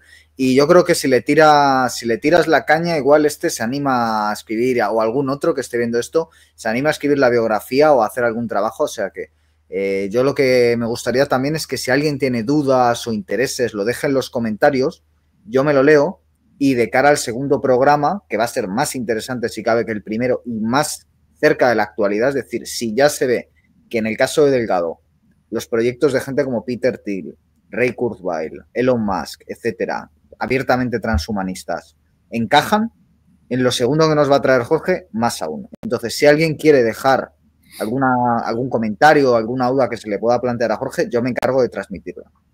Entonces, si quieres hacer alguna conclusión de este primer episodio, es el momento, pero lo que sí quería plantear es la excusa de estos tipos, sobre todo el caso de la CIA, la excusa del terror rojo, ¿no? Es decir, cómo se amparan en lo que estarán haciendo los soviéticos de control mental, de interrogación y tal, para poner en marcha una serie de mecanismos que de otra forma la opinión pública jamás habría aceptado, ¿no? Fue un poco la excusa.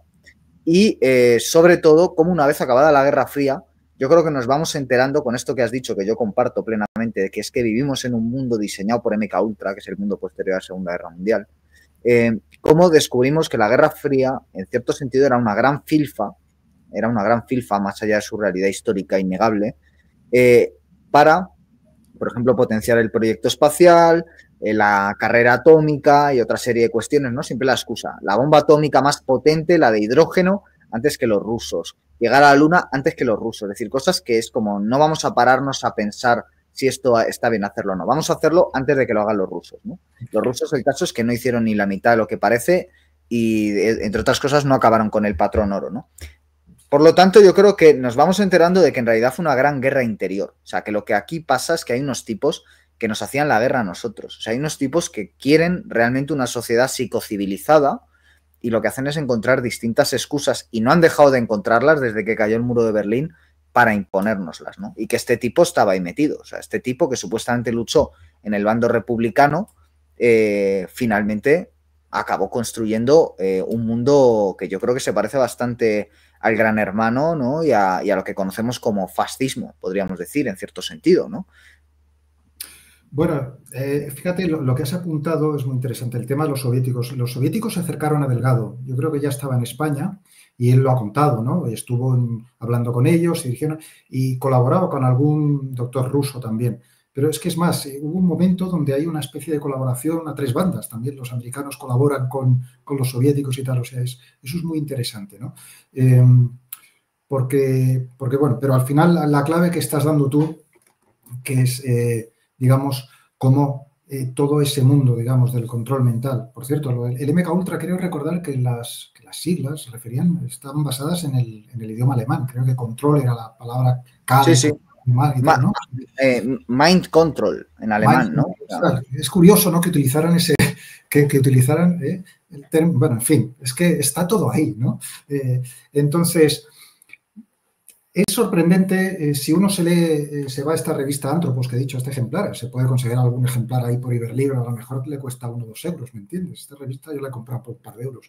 Muy interesante, porque te muestra toda la relación de las conferencias que le iba dando aquí, en centros de tercera edad, en colegios, en tal, o sea, es enorme, ¿no? Entonces, realmente, estas figuras, como Delgado, para mí el riesgo es... de entrada, hacer una película de buenos y malos. Porque en cuanto yo hago una película de buenos y malos y digo Delgado malo, ¿me entiendes? Estoy sesgando ya toda mi visión sobre él. Entonces, yo, cuando dediqué un capítulo de mi libro de Luna Bomber al asunto Delgado, por esa conexión que os he mostrado antes, ¿no? Realmente, poco a poco dije, bueno, tengo que superar un poco ¿cómo decirlo? Mis náuseas ante esta ideología, ¿no? Y tal, que él lo consideraba así también. Esto es una ideología que es la ideología de la verdad y de la que tiene que salvar el mundo, ¿no? Y tal. Pero entonces yo mismo digo, no, tengo que separarme y tal. Entonces, a mí Delgado, en lo personal, cuando lo he visto en esa entrevista, no me cae mal. O sea, cuando yo lo escucho, no me cae mal. ¿Me entiendes? Entonces, y eso me ha permitido, digamos, acercarme a él con una cierta distancia y poner en tela de juicio. Entonces, ver que realmente yo creo que era un hombre que él creía en lo que hacía, que él, lo que pasa es que él era víctima muchas veces de su enorme retórica. Y entonces esa retórica confunde mucho, ¿entiendes? Pero él fue víctima de eso, de su forma de hablar, de su forma de expresarse. Con esto no estoy diciendo que yo esté de acuerdo con él para nada. O sea, me parece que en el fondo esa síntesis que estás diciendo tú es efectivamente la que es preocupante, ¿no? En cuanto tú llegas a una verdad objetiva sobre el mundo y todos tenemos que ir por aquí, pues bueno, si eso no es fascismo, no es, ¿qué es? Bueno, es que el liberalismo, el comunismo, el fascismo, al final son todo digamos, episodios que se van concatenando, ¿no? Y los unos y los otros no se entienden, ¿no? Y al final, quizá la única manera de salir de todo este tema y verlo con cierta distancia, sí, es anclarse un poco en la visión tradicional, en la visión que sale de la idea del progreso, de los mitos del progreso. Cuando sales de ese carril, ¿me entiendes? Sales de esos caminos trillados de la civilización y observas un poco eso como una película, dices, bueno, pero es que a mí lo que me importa es desvelar todos los mitos que hay aquí, ¿me entiendes? Y todos los mitos por los que nos gobiernan y por los que ellos, y en los que ellos, en el mundo en el que ellos creen que viven. O sea, que esta gente, de alguna manera, también es víctima de una serie de ilusiones, ¿me entiendes? Entonces, bueno, no tiendo a alargarme, entonces perdóname, pero esto es lo que diría. Y yo creo que has puesto muy bien al final, con esto, el toro en suerte para entrar en la siguiente, que será más breve. En mi exposición va a ser más breve, pero creo que efectivamente va a tener, o sea, esto va a quedar como un aperitivo para lo que viene. Y tendremos más tiempo para el debate y así, y para las intervenciones de tu audiencia, que realmente creo que al final es lo interesante, crear ese tejido vivo de pensamiento sobre estos asuntos. Pues sí, desde luego siempre hay que valorar la capacidad anticipatoria de Ted Kaczynski, ¿no? Que conocía, siempre estaba en contacto con estos autores, se lo veía venir y dijo, estos tipos me están haciendo la guerra, solo me queda hacerle la guerra a ellos. Así que yo quiero terminar invitando a que pacíficamente, tan pacíficamente como somos tratados en las sociedades socialdemócratas, pues cada uno de los espectadores que sienta que esto le apela, que haga la guerra por su lado, como buenamente pueda y sin meterse en demasiados líos, a ser posible, pero que hay que saber que estamos en guerra. Yo creo que eso es importante, si me permiten esa consideración final. Y la Constitución de la UNESCO así lo dice, ¿no? O sea, no hay más que la Constitución de la UNESCO y decir, están en guerra con la mente del hombre. Ellos dicen para crear la paz. O sea, ese es el marco, ¿no? Entonces no te estás yendo por las ramas. Se respeta la Constitución de la UNESCO. ¿Qué dicen? Pues dicen eso. Aquí estamos en guerra con la mente del hombre para traer la paz a través de un armamento superior, que a lo mejor es pues la neurobiología o lo que sea. ¿Entiendes? No lo sé. Es muy orwelliano, ¿no? Es muy orwelliano, porque cuando hablan de paz, uno que se pone las gafas estas de la película They Live, pues claro, inmediatamente lees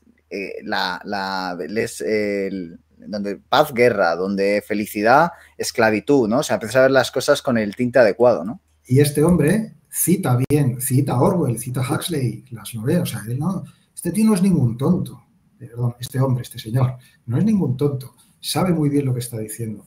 Pero bueno, que si no, entramos en lo siguiente, Guillermo. Yo creo que vamos a levantar aquí las espadas, con la miel en los labios vamos a dejar al espectador. Yo mismo me quedo en la misma situación, no sé qué eran ustedes que están peor que yo. Y nada más, Jorge, que oye, muchísimas gracias por esta pedazo de exposición que has hecho, que me ha encantado, por traernos este tema tan interesante, por hacerlo aquí. Y lo dicho, a ver si esto también cala para que otros pues sigan el trabajo, te consulten y se pueda sacar algo adelante. Muy bien, muchas gracias a ti, y un placer, y nos vemos en la próxima. Lo antes posible, si es una semana o 2 semanas, pero vamos, intentaremos que no pase mucho tiempo. Pues ya lo saben ustedes, volveremos pronto con más programas, incluida esta segunda parte que ya les digo yo que no les va a defraudar en Pura Virtud, Cine y Literatura. Hasta pronto y gracias.